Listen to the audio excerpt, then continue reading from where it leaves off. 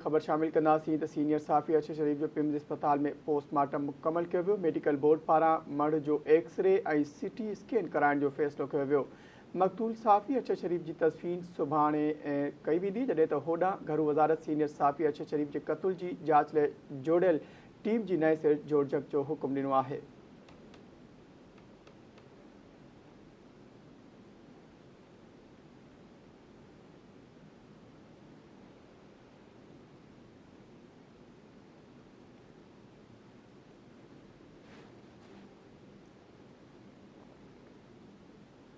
कराची में बोर्ड मुतासिर मासूम नियाणी सां अगवा बाद इज्तमाही लजालच वारे वाक़े पुलिस ॿिए मुख जवाबदार खे टंडे अलियार मां गिरफ़्तार करे वरितो।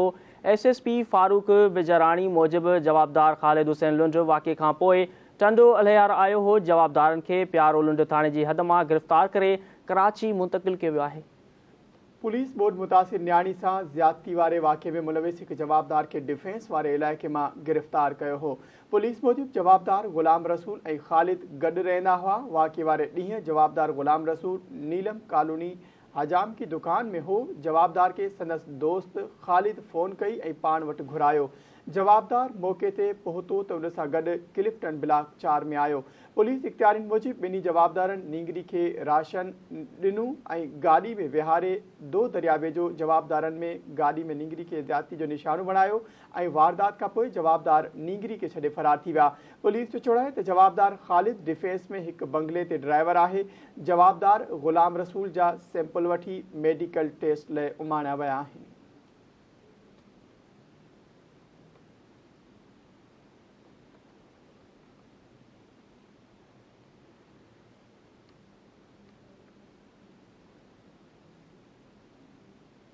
में डेंगी वायरस जा केस घटिजी न सघिया। गुज़िरियल 24 कलाकनि में सूबे अंदरि वधीक 220 नवां डेंगी वायरस जा केस रिपोर्ट थिया आहिनि।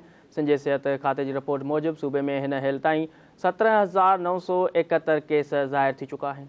सिहत खाते जो चवणु आहे त कराची डिवीज़न में 130, हैदराबाद डिवीज़न में 63, मीरपुर ख़ास डिवीज़न में 16 केस ज़ाहिर थिया।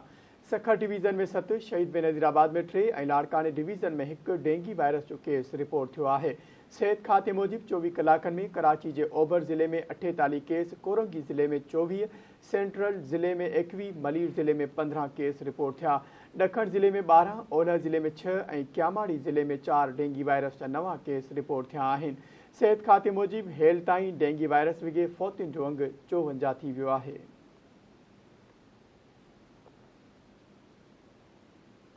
उबाड़े का खबर शामिल कंदासीं। उबाड़े वेझो शर ऐं धुंध बिरादरी जे ॿिनि धुरियुनि में तकरार तां जवाबदारनि गोलियूं हणी 8 वरे जे मासूम नींगर खे क़त्ल करे छॾियो।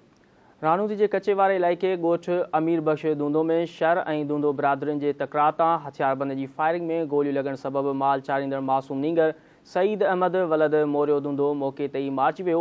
इतला ते रानूदी पुलिस वाक़े वारी हंधि पहुची नींगर जो लाश खणाए तहलके अस्पताल ओबावड़ो मुंतक़िल करे छॾियो, जितां ज़रूरी कार्रवाई बाद वारसनि हवाले लाश कयो वियो। उन मौक़े ते मक़तूल नींगर जे पीउ मोरियो दूंदो मीडिया सां ॻाल्हाईंदे चयो त शर बिरादरी जे 7 खां 8 हथियारबंदनि घर फायरिंग करे पुट खे क़त्ल करण बाद मौक़े तां फरार थी विया। वाक़े बाद धुरियुनि में छिकताण वारी सूरत पैदा थी वई आहे। होॾां नींगर जो लाश घर पहुचण ते संदन घर भातियुनि में कोहराम अची वियो।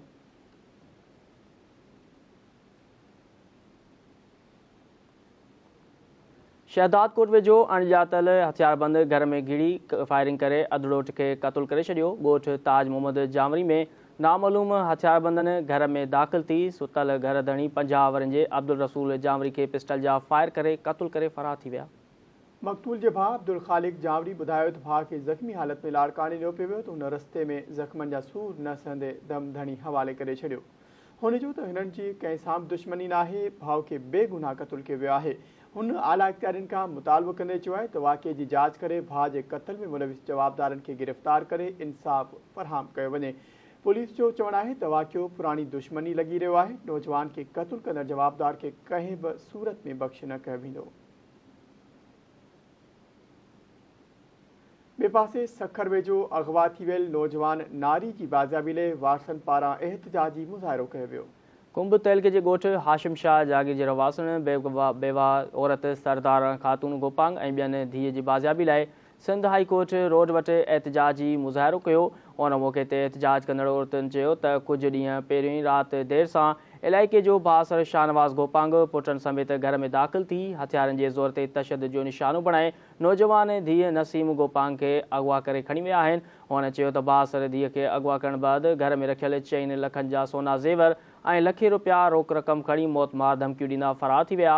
हुन वधीक चयो त वाक़े जो केस कुंभ थाणे ते दाख़िल करण लाइ वियासीं त पुलिस केस दाख़िल करण खां खुतो जवाब ॾेई छॾियो।